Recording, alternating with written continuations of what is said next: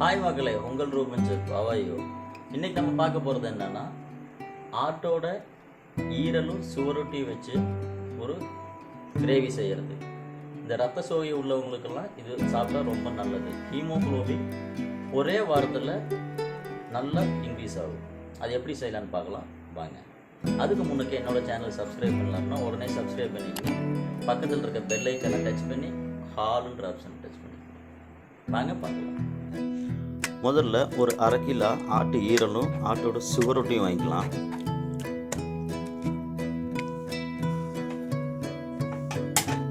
அடுப்பு பற்ற வச்சு கொஞ்சோண்டு சுடு தண்ணி கொதிக்க வச்சுக்கலாம்.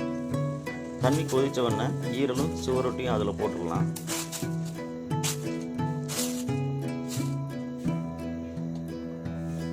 அதில் போட்டு ஒரு 10 நிமிஷம் கழித்து அந்த ஈரலையும் சுவரொட்டியும் தனியாக எடுத்துடலாம்.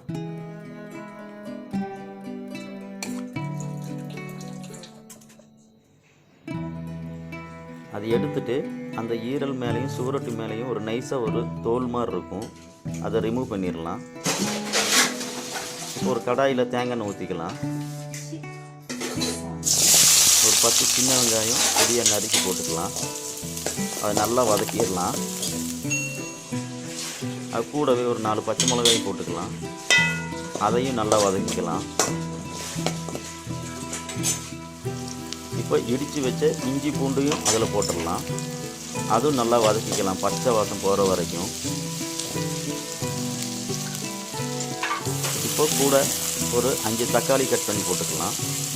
தக்காளி நல்லா வதங்கட்டும். அந்த தக்காளி வதங்கிறதுக்காக கொஞ்சோண்டு கல்லுப்பு சேர்த்துக்கலாம்.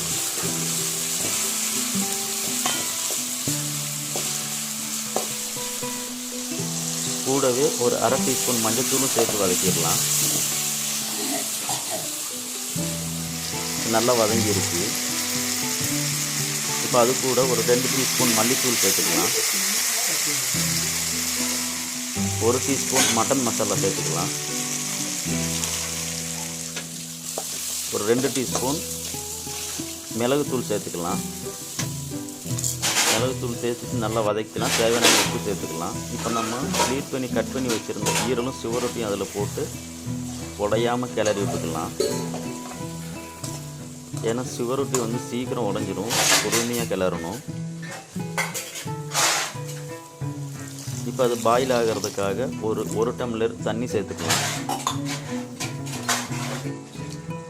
சேர்த்துட்டு மெதுவாக கிளறி விட்டுட்டு அது நல்லா வேக விட்டுடலாம்.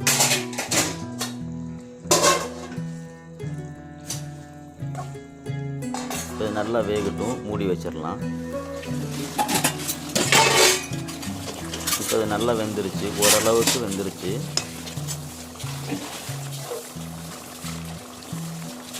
இப்போது அந்த சமயத்தில் கொஞ்சோண்டு கரம் மசாலா சேர்த்துக்கலாம். கொஞ்சம் ஜீரகம் சேர்த்துடலாம். ஒரு 2 டீஸ்பூன் கருவேப்பிலை பவுடர் சேர்த்துக்கலாம்.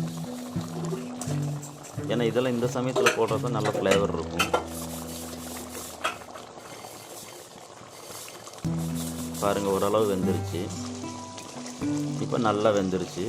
நல்லா தண்ணியெல்லாம் சுண்டி நல்லா வெந்துருச்சு. பாருங்கள் எப்படி இருக்குன்னு. நல்லா திக் கிரேவி, செமி கிரேவியாக இருக்குது. சுட சுட ஒயிட் ரைஸ் போட்டுக்கலாம்.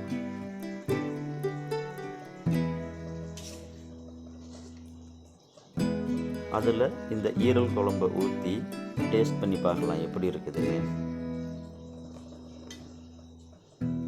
அப்படியே சுட சுட கை சுட சுட பெனஞ்சி அப்படியே ஒரு பீஸ் ஈரல் வச்சு